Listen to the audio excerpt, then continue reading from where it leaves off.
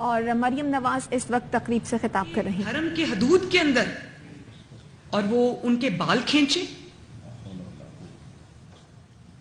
اور اس کے بعد آپ کا خیال ہے کہ وہ لوگ کون تھے؟ وہ پلان طریقے سے بھیجے ہوئے لوگ تھے جن کو کہا گیا کہ وہاں جا کر آپ نے یہ کام کرنا ہے۔ آپ اپنے سیاسی اختلاف میں اتنے آگے بڑھ گئے کہ آپ کو حیا نہیں آئی، کہ آپ کو یہ بھی بھول گیا کہ آپ کس جگہ پہ کھڑے۔ اس دن سے ان کا زوال شروع ہوا، اس دن سے ان کا زوال شروع ہوا۔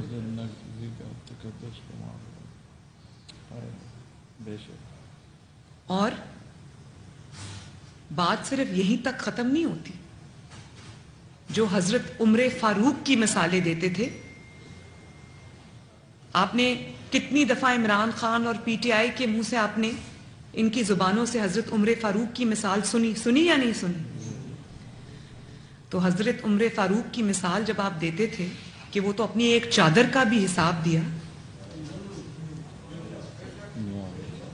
مثال آپ ان کی دیتے تھے، اور جب آپ سے آپ کی چوریوں کا حساب مانگا گیا تو آپ بفر گئے، آپ نے پورے ملک کو آگ لگا دی۔ لوگوں کو کہتے رہے کہ اگر آپ نے چوری نہیں کی تو تلاشی کیوں نہیں دیتے؟ لوگوں نے تو اپنے تین نسلوں کی تلاشی دی، اور اللہ تعالیٰ کے فضل و کرم سے کلیئر ہو کے باہر آئے۔ سب سے پہلے تو انسان یہ سوچے کہ ہمارے دین کے اندر جھوٹ اور بہتان کی کتنی بڑی سزا ہے۔ یہ تو اکیلا، میں یہ آپ کو آج دعوے سے کہہ سکتی ہوں، اس کے باقی سارے گناہ آپ ایک طرف رکھ دیں، اگر یہ جو نواز شریف صاحب پر، اوروں پر جو جھوٹے الزام اس نے چوری کے ڈاکے کے لگائے، یہ تو اکیلا انہی کا حساب نہیں دے سکتا۔ آج تک ایک ثبوت یہ پیش نہیں کر سکے، اور الحمدللہ میں بھی باعزت بری ہوئی ہوں۔ لیکن جو آپ نے جھوٹے الزام لگائے اس کا حساب کون دے گا؟ جو آپ کے انتقام اور جھوٹے الزامات کی وجہ سے، آپ کے ظلم کی وجہ سے جن لوگوں نے اپنی ناموشی بھی برداشت کی، جن شرفاء نے، جن اچھے خاندانوں سے تعلق رکھنے والوں نے اپنی بے عزتی بھی برداشت کی، اور جیلوں کے ڈیتھ سیلز کے سزائے موت کی چکیوں میں جو لوگ رہ کر آئے، جنہوں نے تضحیک برداشت کی، جنہوں نے تذلیل برداشت کی، تو آسمان کا نظام آج حرکت میں آیا ہے۔ ظلم کا جواب، اگر ظلم کا حساب میں نہیں لوں گی، میں انتقام میں یقین نہیں رکھتی، لیکن جو آسمان کا نظام، اللہ تعالیٰ کا نظام، قدرت کا نظام، جس کو مکافات عمل کہتے ہیں، آج آپ دیکھ رہے ہیں کہ پوری دنیا میں، دنیا دیکھ رہی ہے کہ یہ کسی انتقام کا شکار نہیں ہوئے، کسی ظلم کا شکار نہیں ہوئے، کسی نے ان کے اوپر جھوٹے مقدمے نہیں بنائے، سب مقدمے ان پر سچے ہیں۔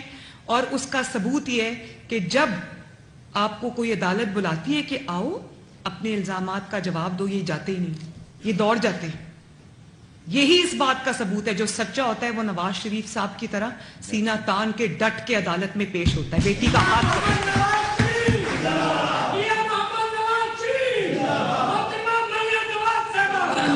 اور آپ ان کا حال دیکھو، بات کیا کہتے ہیں؟ امر بالمعروف، امر بالمعروف کا پتہ ہے، نہیں انل منکر کا پتہ نہیں ہے،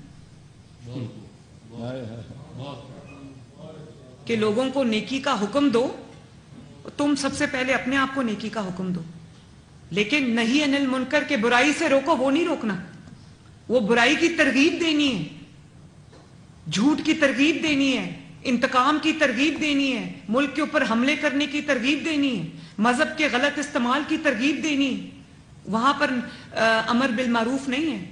تو مجھے یہ بتائیں کہ جب قرآن کی کوئی آیت انسان کسی اپنے جھوٹے اور شرمناک مقصد کے لیے استعمال کرے، اس شخص پہ کیا، اس شخص کی میں کیا بات کروں؟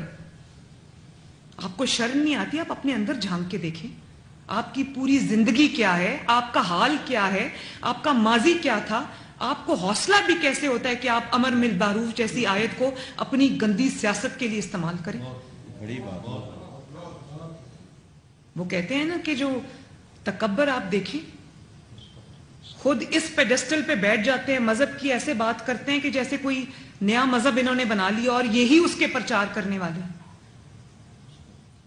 میں تو اگر اس بات پہ جو اصل بات ہے وہ کرنے پہ آ جاؤں، ان کو تو منہ چھپانے کی جگہ نہ ملے۔ لاہور میں مریم نواز خطاب کر رہی ہیں، آپ کو ایک بار پھر سے سنواتے ہیں۔ क्रिमिनल नेग्लिजेंस आपने बरती, आपने मैं क्या उसको अब अल्फाज इस्तेमाल करूं, आपने एक बार भी इमरान खान से पूछा कि भाई तुम्हें जो पकड़ा गया है, गिरफ्तारी हुई है, वो किस केस में हुई है?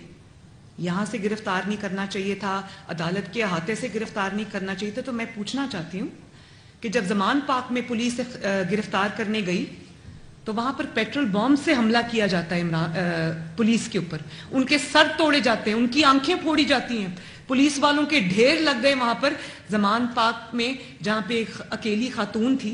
पता नहीं जिन्नात ने हमला किया होगा फिर, जहां अकेली खातून थी तो जिन्नात ही कर सकते हैं, फिर अगर आप कहते हैं वहां नहीं था तो अंदर से हमला किसने किया?